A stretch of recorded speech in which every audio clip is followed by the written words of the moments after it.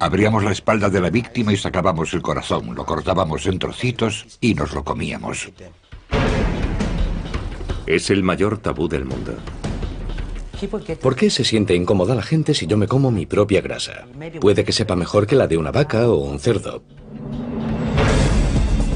Es el tema recurrente de nuestras peores pesadillas, pero ha ocurrido una y otra vez a lo largo de la historia. Ver a alguien comerse el cadáver de otro ser humano es algo sorprendente e impactante. Y hoy en día sigue ocurriendo.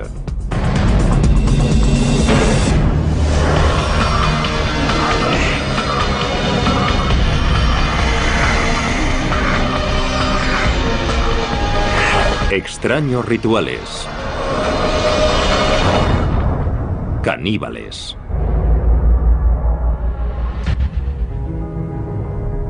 Canibalismo siempre ha sido la transgresión por excelencia.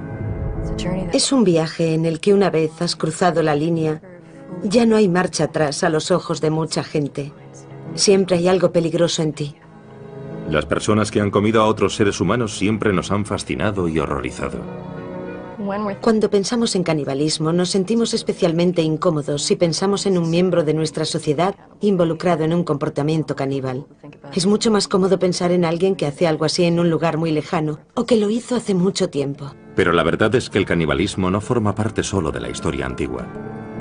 Desde las junglas de África Occidental hasta las galerías de arte del Tokio moderno, los seres humanos siguen haciendo lo impensable y consumiendo carne humana. El término caníbal se acuñó cuando Cristóbal Colón llegó a la costa noroeste de Cuba en noviembre de 1492. Los nativos arawak le contaron relatos terribles sobre una tribu devoradora de hombres a los que llamaban caribes. Debemos tener en cuenta que él esperaba encontrarse caníbales. Al encontrar a alguien que era salvaje e incivilizado, había muchas posibilidades de que fuese caníbal, o al menos eso se pensaba. Aunque los historiadores posteriores pusieron en duda la veracidad de esos relatos, la palabra caribe fue modificada por los españoles en canib y posteriormente en caníbal, y pronto se convirtió en el término habitual para designar a quienes se alimentan de carne humana. 3 décadas después de Colón, el conquistador español Hernán Cortés llegó a Tenochtitlán, el centro del imperio azteca. Y lo que vio allí en el templo de la Gran Pirámide pronto se convirtió en materia de leyenda. Los conquistadores describieron decenas de miles de calaveras humanas apiladas, templos por los que corría la sangre humana y que estaban llenos de cadáveres desmembrados. Cortaban los brazos, las piernas y la cabeza, y se comían los brazos y las piernas en banquetes ceremoniales. Los guerreros aztecas que conseguían más víctimas para el sacrificio ritual eran recompensados con dinero y poder. Los sacerdotes tenían el gran honor de comerse el corazón de la víctima del sacrificio. En 1996, en una Liberia destrozada por la guerra, los periodistas se encontraron cara a cara con una nueva generación de caníbales de guerra. La República de Liberia, situada en África Occidental, se hizo famosa por las terribles imágenes de los soldados menores de edad que corrían enloquecidos por su capital, Monrovia. Hay una imagen grabada, la del típico niño soldado africano con una AK-47. Pero en realidad hoy los niños son utilizados como soldados en casi 20 países en todo el mundo. En Liberia, niños de apenas 7 años fueron obligados a alistarse en unidades militares y a cometer atrocidades increíbles, incluido canibalismo. A veces los comandantes obligaban a los niños a cometer atrocidades, incluso contra miembros de su propia familia o su comunidad, para que al niño le resultase casi imposible huir y volver a casa.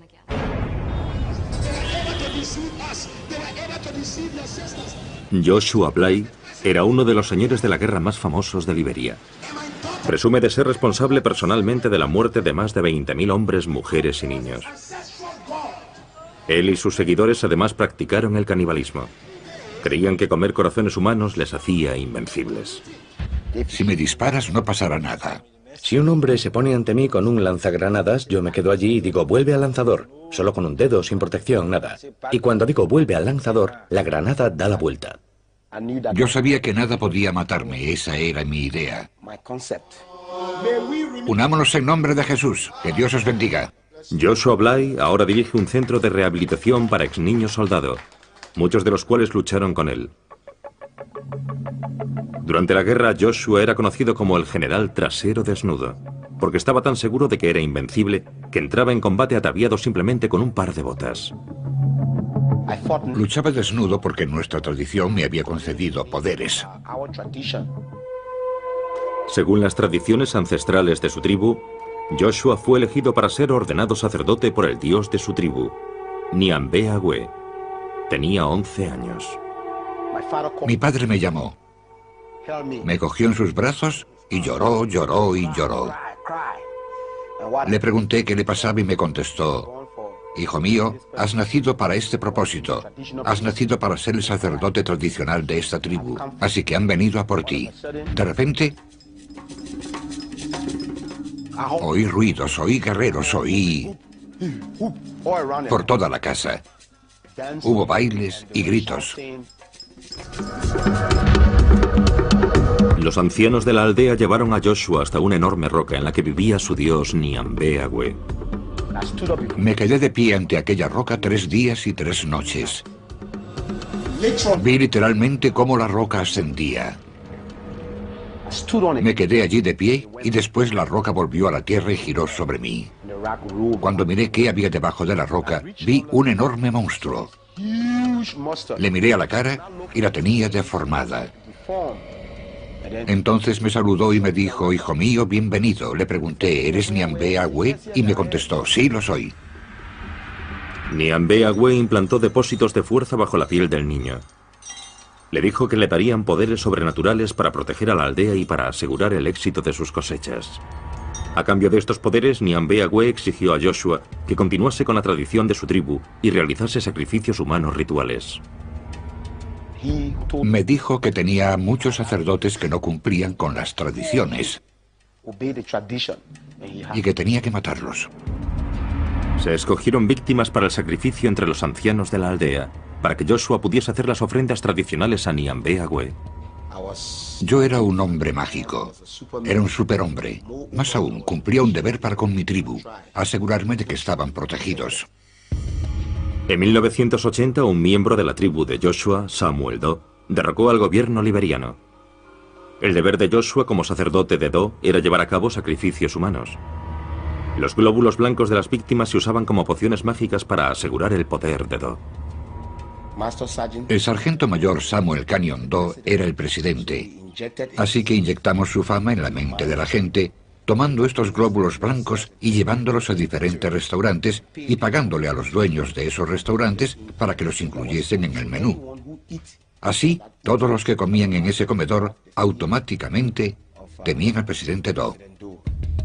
Cuando Samuel Doe fue asesinado en 1990, Joshua Bly se nombró a sí mismo general trasero desnudo y tomó el mando de una unidad de niño soldado. Fue el comienzo de los 6 años del reinado de terror de Joshua, convertido en uno de los más sangrientos señores de la guerra de Liberia. El sacerdote liberiano Joshua Bly cambió su nombre por el de general trasero desnudo cuando asumió el mando de un grupo de soldados en la guerra civil de Liberia. Pasé de ser un sacerdote a ser un guerrero tradicional. En aquella época yo tenía 14 años. Cuando conocí a Trasero Desnudo éramos 28 soldados jóvenes. Como la mayoría de los niños soldado, Sarti Bropley no decidió libremente ir a la guerra. Mi padre fue asesinado por los soldados rebeldes. Y mi madre estaba sola. Mis hermanos y hermanas eran niños. Y en aquella época, si no eras soldado, no podías salir a trabajar ni conseguir comida para tus padres, que acababan muriendo de hambre. Así fue como me metí en la guerra. Como guerrero tradicional, Joshua empleó el sacrificio humano y el canibalismo ritual para otorgar poder y proteger a sus jóvenes soldados. Nos dijo que debíamos bañarnos en sangre y beberla. Yo le dije que no podía bañarme en sangre, ni por supuesto bebérmela, que no lo había hecho nunca. Y me dijo que eso me haría poderoso si quería seguir con él, y que era la única forma de que las balas no me alcanzasen. Así que me dio su sangre. Cuando bebí aquella sangre empecé a sentirme mal, quería vomitar. Joshua disparó un arma para distraer al joven Sarti de sus náuseas. Disparó una bala al aire y me hizo valiente.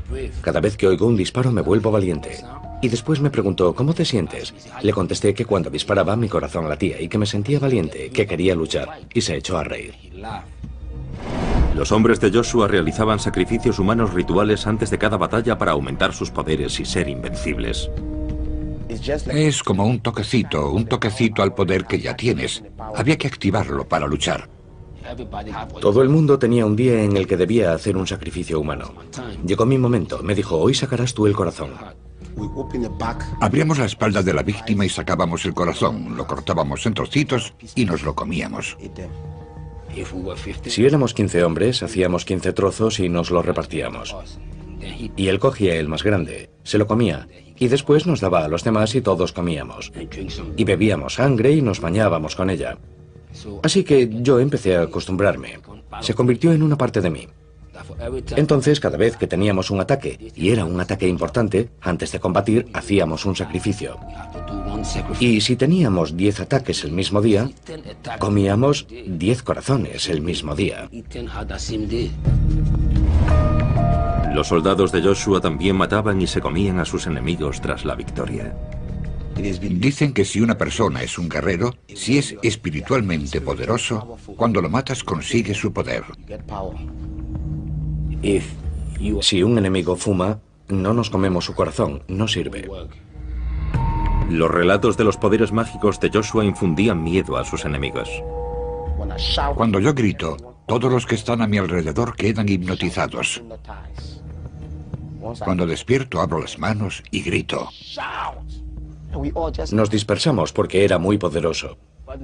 Trasero Desnudo llegó al frente cantando una canción tribal. Tenía un hacha en la mano y yo me sentí débil. Muchas personas declararon que Joshua era capaz de hacerse invisible a voluntad. Cuando el fuego es muy intenso, a veces desaparece. Si me disparas no pasa nada, puedo desaparecer. ¿Se volvió invisible? Sí, por supuesto.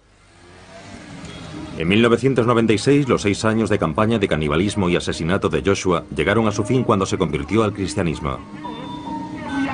¡Alabado sea el Señor! Actualmente Joshua está siendo investigado por crímenes de guerra por la Comisión para la Verdad y la Reconciliación de Liberia. Mis ojos se abrieron cuando me convertí al cristianismo y descubrí que Nyambea-Gwe era un fraude. He encontrado un poder mejor. Y ese poder es el nombre de Jesús. Y ese poder está en la sangre de Jesús. Jesús tomó el control de mi vida desde 1996. Les dije a los otros, mirad, yo era uno de los vuestros y he encontrado un poder mejor.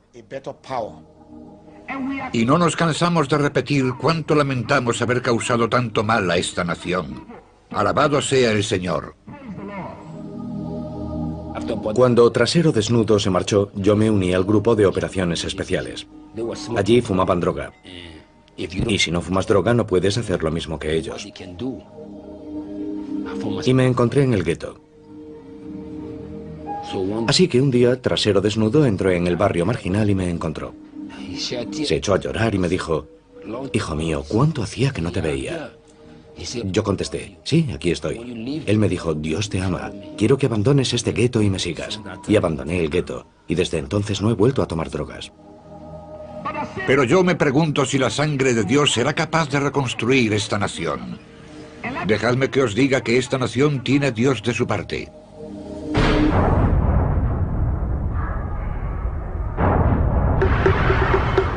A lo largo de la historia, el canibalismo y la religión a menudo han ido de la mano.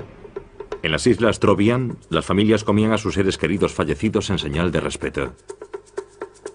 El consumo de ciertas partes del cuerpo humano en el marco de determinados rituales funerarios está considerado una forma de compartir el destino de una persona a la que estás muy unido. La filosofía subyacente es muy sublime. En realidad es muy profunda y hermosa en muchos sentidos. La idea del canibalismo se encuentra incluso en la base del ritual de comunión cristiana. Esta es mi sangre. Podemos entender la idea de que Jesús entre en el pan y en el vino, que se convierta en su carne y sangre. Te amamos y te alabamos, Señor. Gracias, Señor. El cristianismo encontró su primer caldo de cultivo en la antigua Roma, una sociedad plagada de violencia ritual. Y de los primitivos cristianos se rumoreaba que con la Sagrada Comunión celebraban un ritual caníbal. Adelante, clava tu cuchillo en el bebé, recibe la sangre joven y fresca, moja tu pan en ella, tómala libremente. Los romanos usaron las acusaciones de canibalismo para justificar la persecución de los primeros cristianos.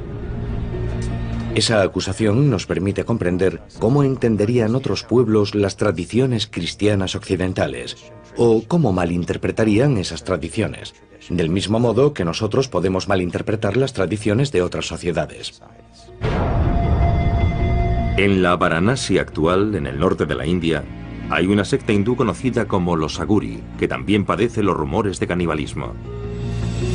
Hay mucha mala prensa popular que describe a los Aguri como salvajes de mirada aterradora. Los Aguri son seguidores del dios hindú Shiva. Sus rituales sagrados implican abrazar todo aquello que consideran repulsivo. Agur literalmente significa no horrible, y en realidad es un estado mental. Es un estado psicoespiritual en el que no hay discriminación ni aversión o miedo contra nada o nadie. Según las tradiciones ancestrales de los Aguri, el camino por excelencia hacia la iluminación se encuentra a través del tabú definitivo, comer un cadáver humano.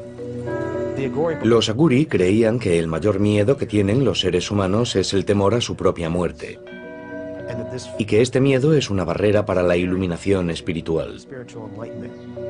Y enfrentándonos al miedo a la muerte podemos alcanzar ese estado con mayor facilidad. Pero en la India moderna la tradición caníbal de los Aguri ya no es aceptable. Las personas de mi secta comen carne y beben vino para satisfacer sus deseos, pero es por decisión propia. No tienes que comer carne para alcanzar la iluminación. Yo soy un Aguri y nunca he probado el vino ni la carne, y estoy en el camino de la iluminación. Hoy en día, para superar su aversión a la muerte y la podredumbre, los santones Aguri modernos viven en crematorios, visten sudarios funerarios y beben de calaveras humanas. La meditación Aguri puede hacerse en cualquier parte. Los crematorios son lugares tranquilos, y allí encontramos ayudas para la meditación. Los santones Aguri mantienen los templos crematorios dedicados a Shiva, el primer Aguri, y atienden el fuego sagrado, al que llaman Duni. Este Duni lleva casi 100 años ardiendo. Yo recojo la madera de las piras funerarias una vez que la familia se ha marchado. Todos los días consigo un poco. El Duni es el último eslabón que vincula a los Aguri modernos con su pasado caníbal. En un ritual de canibalismo simbólico, los santones cocinan sus alimentos en las ascuas calientes que han dejado las piras funerarias. Cocinamos en el Duni y nos comemos esos alimentos. El Duni ayuda a los santos y a los sadhus a tener una voluntad fuerte y les confiere una especie de poder espiritual. Los devotos hindúes creen que el contacto de los Aguri con las cenizas humanas les da el poder de sanar. Cuando alguien quiere curarse, toma las cenizas del Duni y las aplica a la zona en la que tienen el problema, como harían con cualquier medicina, y las ingieren. Y también se las llevan a casa y las usan ritualmente. A la mayoría de los Aguri actuales, la antigua tradición de comer carne humana les produce tanto horror como a un cristiano moderno. Hace años la gente comía carne y bebía alcohol en este templo, pero se dieron cuenta de que lo que hacían estaba mal. Pero el ritual más famoso de los Aguri no es enteramente cosa del pasado. Sabe un poquito dulce y hace que la lengua se te hinche.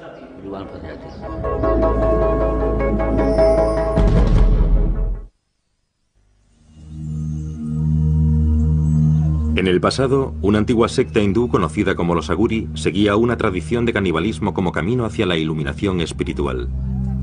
Aunque la mayoría de los Aguri ya no practican este rito, el cineasta Sandeep Singh contactó con un santón que está a punto de llevar a cabo el ritual más sagrado de la secta y de consumir carne humana. Es un ritual secreto que se hace en aislamiento, porque en la India el canibalismo está prohibido. La gente no lo aceptaría. Sandeep contactó con un grupo de monjes tradicionales aguri que viven en las afueras de Varanasi e intentó convencerlos para que le permitiesen grabar sus rituales secretos. Cuando hice mi película sobre los aguri, la secta más polémica de santones indios, por pura curiosidad, fue muy duro. Tardé casi un año en convencer a los aguri y otro año en encontrar a un aguri que fuese a practicar el canibalismo. Según la tradición ancestral aguri, solo es necesario consumir carne de un cadáver 1 o 2 veces en la vida como acto de purificación extrema. El santón de Sandeep vivía a orillas del Ganges, río abajo desde Varanasi, la ciudad más sagrada para los hindúes. Dicen que el señor Shiva separó a Kashi, Varanasi, del cosmos. Por eso, si alguien muere en Kashi, se librará de la carga de sus pecados y obtendrá el moksha, que se podría traducir como la liberación, la salvación. Los hindúes acuden desde todos los rincones del mundo hasta Varanasi para incinerar a sus seres queridos a orillas del río sagrado. Primero el cadáver se sumerge en el sagrado Ganges para purificarlo, después se hace la pira con madera. A continuación se coloca el cuerpo sobre la pira. Después el cuerpo se convierte en cenizas y las cenizas son ofrecidas al Ganges. Ser quemado aquí y que sus cenizas sean arrojadas al Ganges es el mejor final que un hindú puede desear para su vida. Pero no todos los cadáveres se creman. Hay 5 tipos de personas que no se queman una vez que han muerto. Son los santones, las mujeres solteras, las mujeres embarazadas, los niños pequeños y personas que han muerto por la mordedura de una serpiente o de lepra. No han tenido una vida completa, así que no se queman. No son ofrecidos al fuego, sino que son entregados al Ganges como ofrenda. Los monjes aguri de Sandeep esperaron día tras día a orillas del Ganges a que apareciese uno de esos cadáveres. Esperamos 3 meses y medio, 90 días, a que los aguri encontrasen un cadáver. Encontraron un cadáver flotando en el Ganges y lo sacaron del río. Y lo llevaron al lugar en el que rezan sus oraciones. Primero le ofreció flores al cadáver. Después lo lavó con agua del Ganges. Después se sentó sobre el cadáver para meditar. Y por último, cortó una parte del cadáver, de la zona del brazo, y empezó a comer.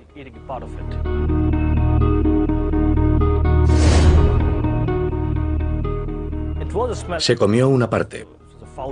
Olía mal, olía fatal. Ver a alguien comerse un cadáver de otro ser humano es algo sorprendente e impactante. Algo que a mí personalmente no me gustó. Pero después lo comprendí, cuando supe la lógica y las razones que estaban tras ese ritual.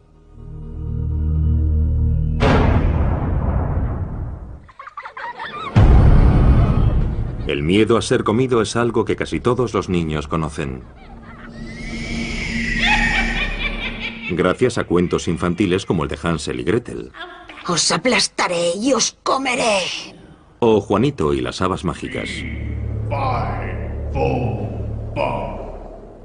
Los cuentos de hadas medievales están llenos de caníbales. Aparecen también en relatos mucho más antiguos como los de la mitología griega. Así que el caníbal literario es una figura común. Son personajes con los que te encuentras cuando te sales del camino marcado. La lección que esto enseña a la gente es que es peligroso explorar.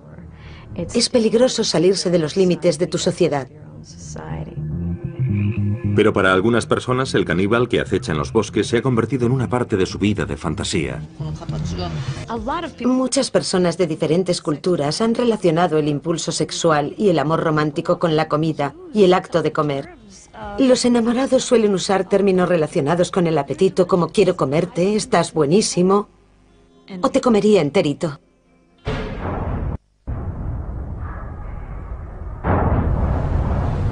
El deseo sexual siempre ha sido uno de los impulsos más fuertes de la humanidad y ha llevado a muchas personas a descubrir las partes más oscuras de su imaginación.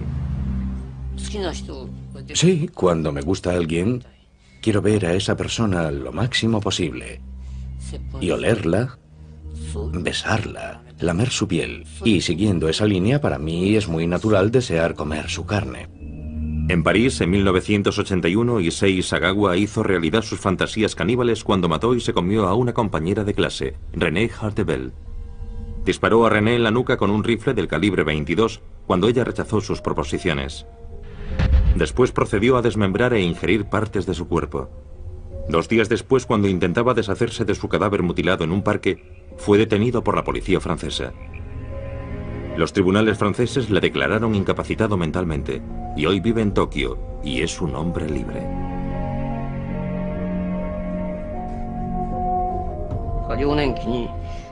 En mi infancia tuve una pesadilla. Mis padres servían a mi hermano pequeño en una olla y se lo comían.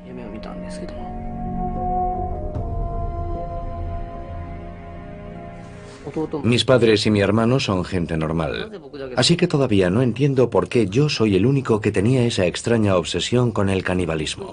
No lo entiendo. Y me gustaría averiguarlo antes de morir. Como había matado a una chica y me la había comido, creía que nunca podría volver a salir con nadie.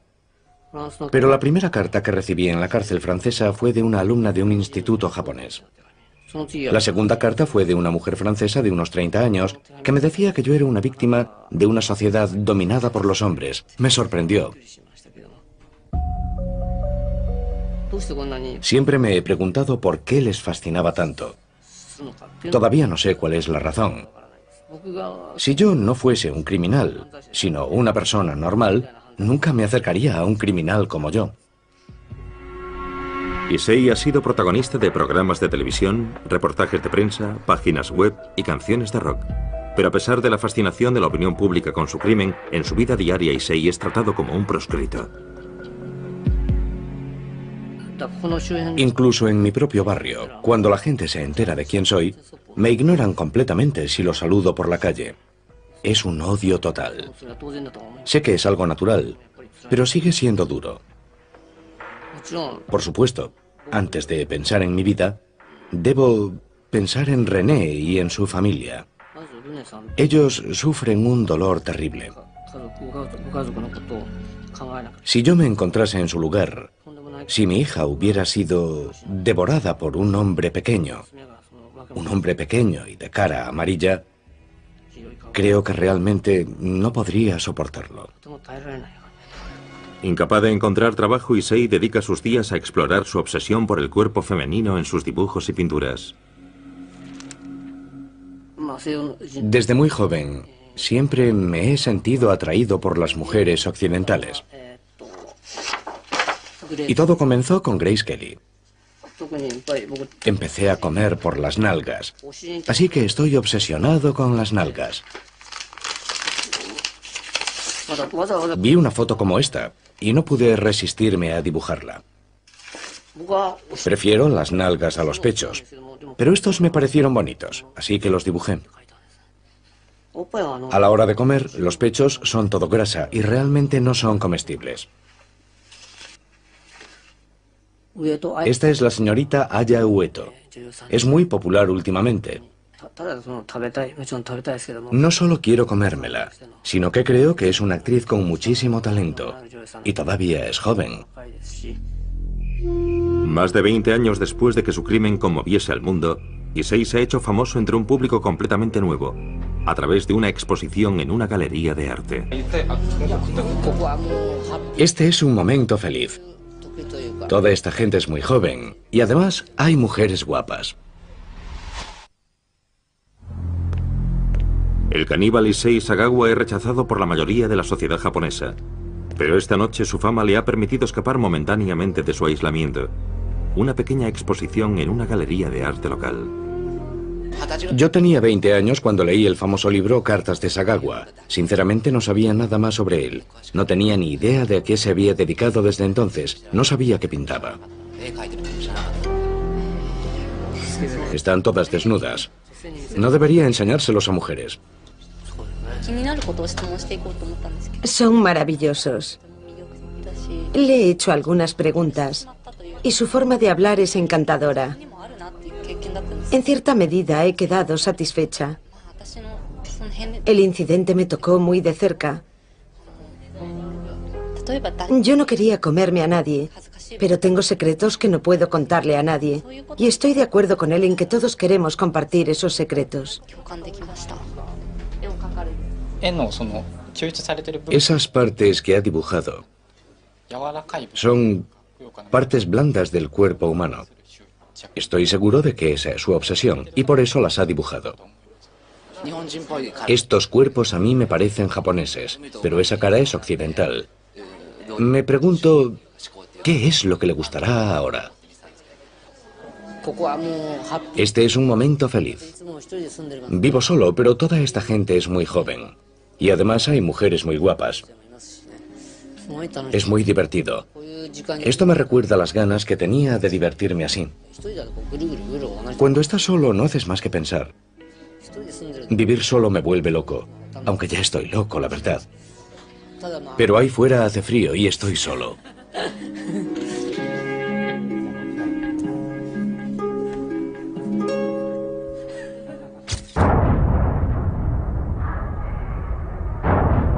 Los seres humanos se han sentado cómodamente en lo alto de la cadena alimenticia durante siglos. Así que es natural que uno de los mayores tabúes que rodean al canibalismo sea nuestro miedo a convertirnos en una fuente de alimento. Si llegásemos a considerarnos carne, comida, acabaríamos con la idea de que somos especiales. Y eso chocaría con cualquier noción de lo que significa ser humano. Desde el siglo XIV, cuando los marineros náufragos echaban a suertes quién sería el primero en servir de alimento, hasta el accidente aéreo de 1972 en los Andes, circunstancias extremas a lo largo de la historia han obligado a diferentes personas a superar el mayor tabú de todos y a ver al prójimo como comida. Este tipo de situaciones llega al corazón de las personas cuando se enteran de ellas, porque hay un miedo primario a dos cosas. Una, a encontrarse en una situación en la que tienes tanta hambre que no te queda otra alternativa que comerte a alguien que conoces. Y dos, a que te coman. Desde el asedio de Jerusalén en el año 70 después de Cristo al sitio de Leningrado durante la Segunda Guerra Mundial, las poblaciones hambrientas se han visto obligadas a alimentarse de los muertos y de los vivos. En Leningrado los cadáveres abandonados eran convertidos en carne para consumo y los niños desaparecían misteriosamente. Al final la policía se vio obligada a formar una división dedicada únicamente a perseguir casos de canibalismo. Los asesinos cumplen su condena y vuelven a la sociedad. El canibalismo es diferente porque es la transgresión de una regla social profundamente arraigada. Es algo con lo que las personas se sienten permanentemente incómodas. En la década de 1840 en el oeste americano, el famoso grupo de inmigrantes conocido como Donner Party recurrió al canibalismo al quedar atrapado en la nieve, en las montañas de Sierra Nevada. Cuando James Reed llegó con el grupo de rescate, le horrorizó lo que vio. Sus camaradas supervivientes, rodeados por los restos de su atroz festín, parecían más demonios que seres humanos. Estos inmigrantes atrapados en la nieve intentaron por todos los medios evitar canibalizar a sus muertos. Estas personas hambrientas llegaron a describir cómo comían en platos de porcelana y usaban cuchillos y tenedores para mantener cierta apariencia de civilización. La gente está más cómoda si ve a los caníbales como salvajes, porque nadie quiere pensar que sería capaz de entregarse a ese tipo de comportamiento.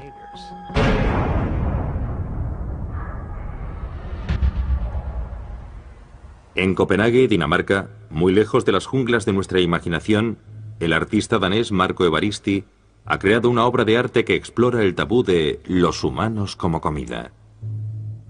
El arte hoy es una especie de experimento científico, especialmente si mis obras hacen pensar.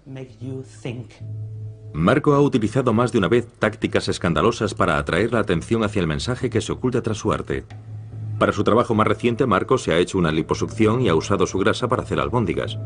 Ha llamado al resultado polpette al grasso di Marco, o albóndigas de grasa de Marco, y las ha enlatado con una etiqueta diseñada por él mismo. La gente debe pensar que si se come mis albóndigas está comiendo arte. La preparación de las albóndigas fue solo el primer paso en la creación artística. Para explorar a fondo los aspectos que rodean al tabú caníbal, Marco invitó a 12 personas a cenar con él, entre ellas jefes de Estado y figuras prominentes de la sociedad danesa. Marco cenó solo. Cuando me metí la primera cucharada de espagueti con carne en la boca, cerré los ojos, porque pensar que me estaba comiendo a mí mismo me pareció algo asqueroso. Fue solo un segundo, pero fue un segundo de reflexión sobre la moralidad y los valores éticos que tengo como ser humano. Lo curioso es que no sabe diferente de otras albóndigas. Todo está en tu mente. Nada más. Es solo un problema de tu mente. Nada más que eso. Marco quería saber si otras personas compartían su opinión sobre el canibalismo. Así que decidió organizar otra cena con sus albóndigas en el menú. Prepararé albóndigas con grasa animal. Ya. Y albóndigas con mi propia grasa. Vale. Marco ha invitado a 12 amigos del mundo artístico a cenar con él esta noche. ¿Pero habrá alguno lo bastante valiente para acudir? El artista danés Marco Evaristi conmocionó al mundo del arte cuando desafió el tabú del canibalismo con una obra de arte conceptual. Se hizo una liposucción para retirarse grasa y la usó para hacer albóndigas. Esta noche completa su obra de arte organizando una cena en la que él mismo es el plato principal del menú. Creo que todo se debe a la moralidad y a los valores éticos. ¿Por qué se siente incómoda la gente si yo me como mi propia grasa? Puede que sepa mejor que la de una vaca o un cerdo. Marco preparará 2 platos de albóndigas diferentes para que sus invitados puedan decidir si quieren convertirse en caníbales o no. Lo curioso es que ahora mismo estoy tocando la carne real, sin mi grasa, y no siento nada. Es como un objeto muerto. Pero si me acerco aquí, es diferente. No sé por qué. En realidad es lo mismo. Pero es mi conciencia. Mi adoctrinamiento sobre la carne humana o sobre la grasa humana. Bueno, le pondré más ingredientes porque voy a vomitar.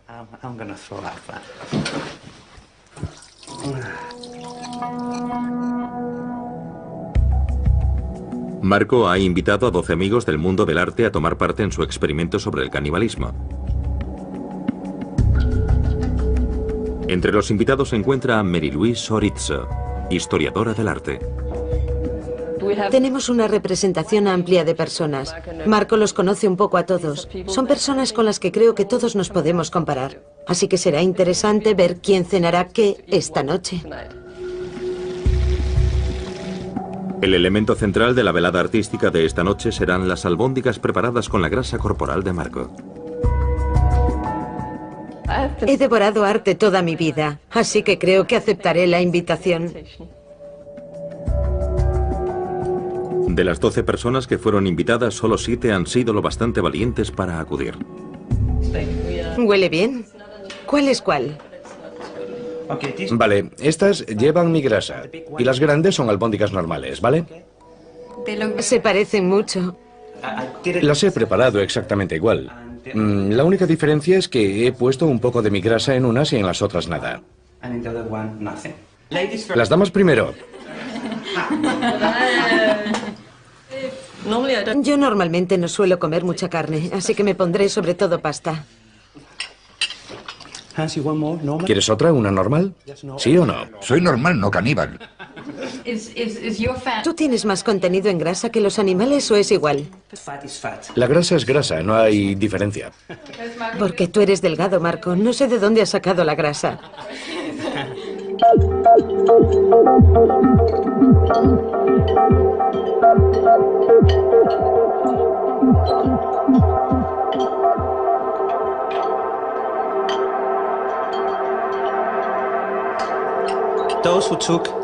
Los que habéis tomado albóndigas con mi grasa deberíais probar una de las otras e intentar explicar la diferencia que hay entre ellas. Creo que es un buen experimento.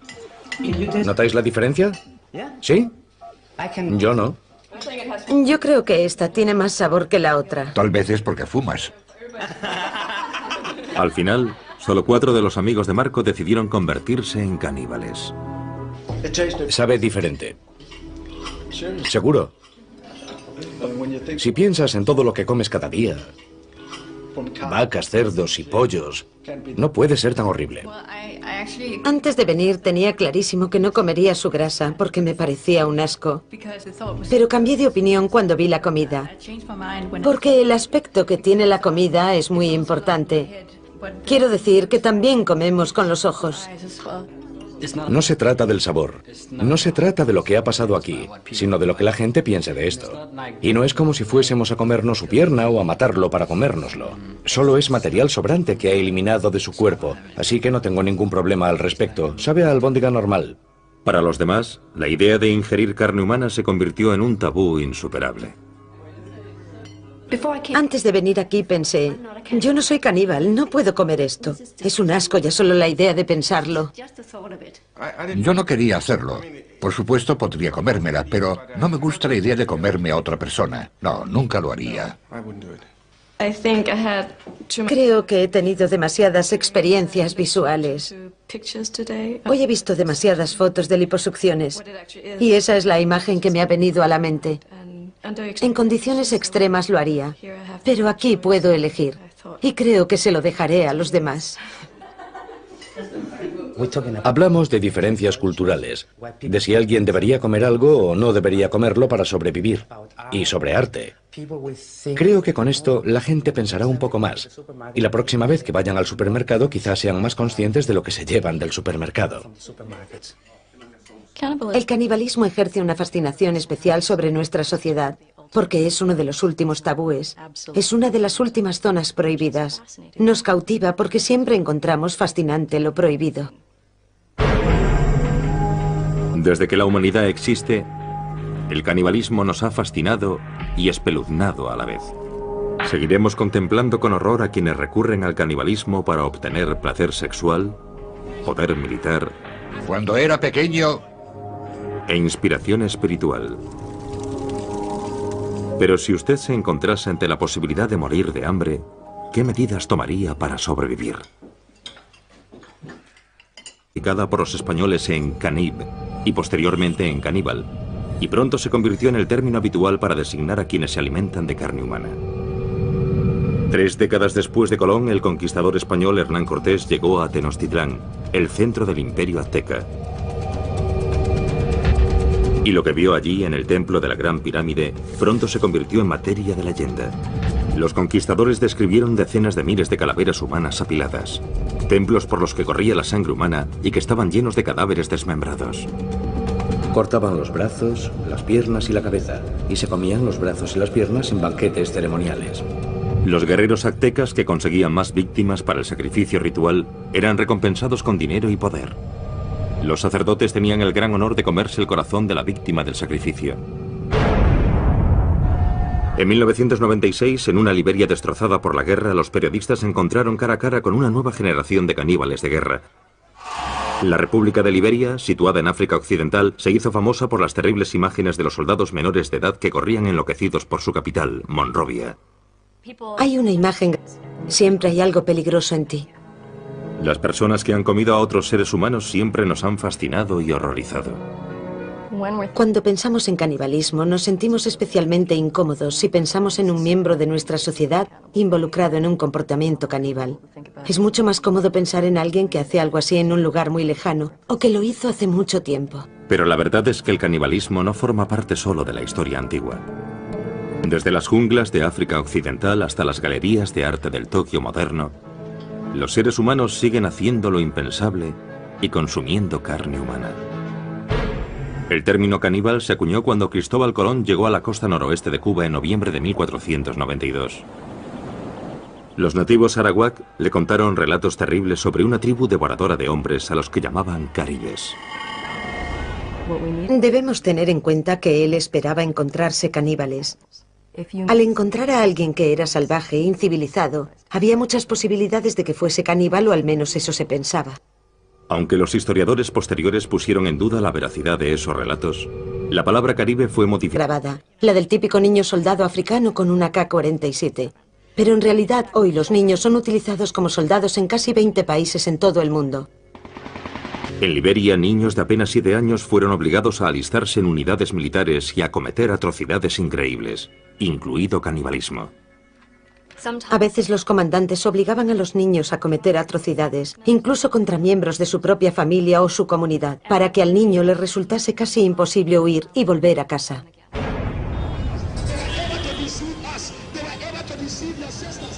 Joshua Bly era uno de los señores de la guerra más famosos de Liberia. Presume de ser responsable personalmente de la muerte de más de 20.000 hombres, mujeres y niños. Él y sus seguidores además practicaron el canibalismo. Creían que comer corazones humanos les hacía invencibles. Si me disparas no pasará nada. Si un hombre se pone ante mí con un lanzagranadas, yo me quedo allí y digo, vuelve al lanzador. Solo con un dedo, sin protección, nada. Y cuando digo, vuelve al lanzador, la granada da la vuelta. Yo sabía que nada podía matarme, esa era mi idea. Abríamos la espalda de la víctima y sacábamos el corazón, lo cortábamos en trocitos y nos lo comíamos. Es el mayor tabú del mundo. ¿Por qué se siente incómoda la gente si yo me como mi propia grasa? Puede que sepa mejor que la de una vaca o un cerdo. Es el tema recurrente de nuestras peores pesadillas, pero ha ocurrido una y otra vez a lo largo de la historia. Ver a alguien comerse el cadáver de otro ser humano es algo sorprendente e impactante. Y hoy en día sigue ocurriendo.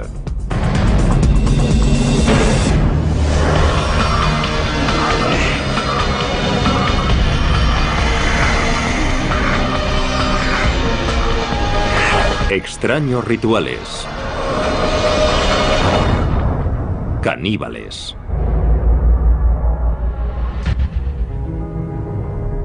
Canibalismo siempre ha sido la transgresión por excelencia.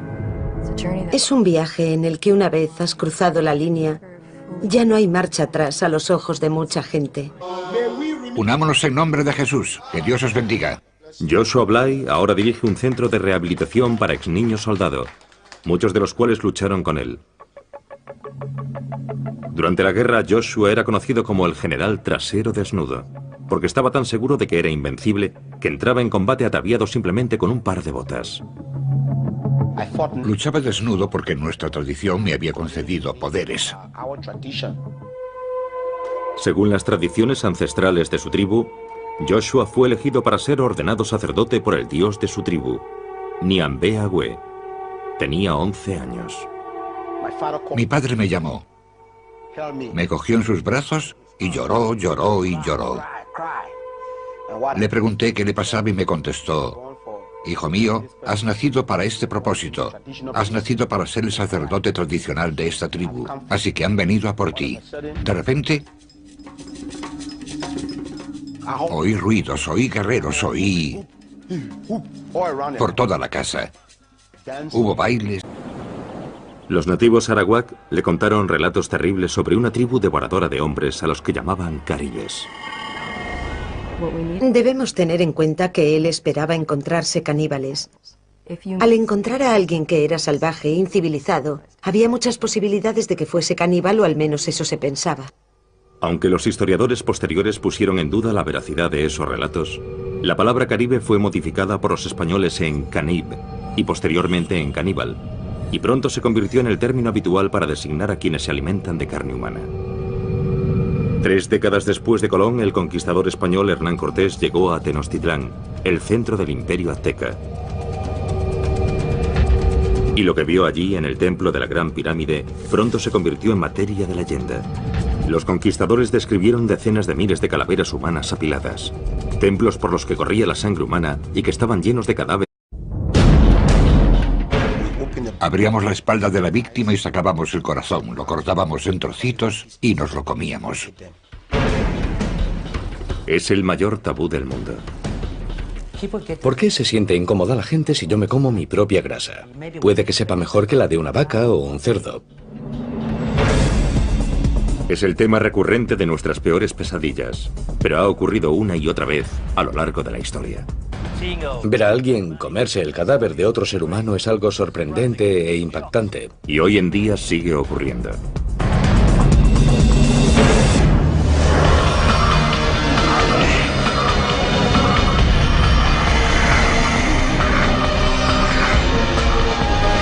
Extraños rituales.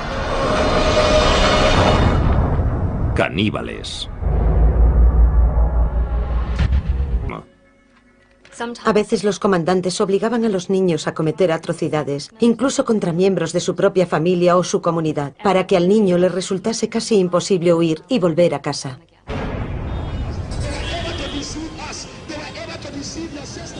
Joshua Bly era uno de los señores de la guerra más famosos de Liberia. Presume de ser responsable personalmente de la muerte de más de 20.000 hombres, mujeres y niños. Él y sus seguidores además practicaron el canibalismo. Creían que comer corazones humanos les hacía invencibles. Si me disparas no pasará nada. Si un hombre se pone ante mí con un lanzagranadas, yo me quedo allí y digo, vuelve al lanzador. Solo con un dedo, sin protección, nada. Y cuando digo, vuelve al lanzador, la granada da la vuelta. Yo sabía que nada podía matarme, esa era mi idea. Unámonos en nombre de Jesús, que Dios os bendiga. Llores desmembrados. Cortaban los brazos, las piernas y la cabeza, y se comían los brazos y las piernas en banquetes ceremoniales. Los guerreros aztecas que conseguían más víctimas para el sacrificio ritual eran recompensados con dinero y poder. Los sacerdotes tenían el gran honor de comerse el corazón de la víctima del sacrificio. En 1996, en una Liberia destrozada por la guerra, los periodistas se encontraron cara a cara con una nueva generación de caníbales de guerra. La República de Liberia, situada en África Occidental, se hizo famosa por las terribles imágenes de los soldados menores de edad que corrían enloquecidos por su capital, Monrovia. Hay una imagen grabada, la del típico niño soldado africano con una AK-47. Pero en realidad hoy los niños son utilizados como soldados en casi 20 países en todo el mundo. En Liberia, niños de apenas 7 años fueron obligados a alistarse en unidades militares y a cometer atrocidades increíbles, incluido canibalismo. Canibalismo siempre ha sido la transgresión por excelencia. Es un viaje en el que una vez has cruzado la línea, ya no hay marcha atrás a los ojos de mucha gente. Siempre hay algo peligroso en ti. Las personas que han comido a otros seres humanos siempre nos han fascinado y horrorizado. Cuando pensamos en canibalismo, nos sentimos especialmente incómodos si pensamos en un miembro de nuestra sociedad involucrado en un comportamiento caníbal. Es mucho más cómodo pensar en alguien que hace algo así en un lugar muy lejano o que lo hizo hace mucho tiempo. Pero la verdad es que el canibalismo no forma parte solo de la historia antigua. Desde las junglas de África Occidental hasta las galerías de arte del Tokio moderno, los seres humanos siguen haciendo lo impensable y consumiendo carne humana. El término caníbal se acuñó cuando Cristóbal Colón llegó a la costa noroeste de Cuba en noviembre de 1492.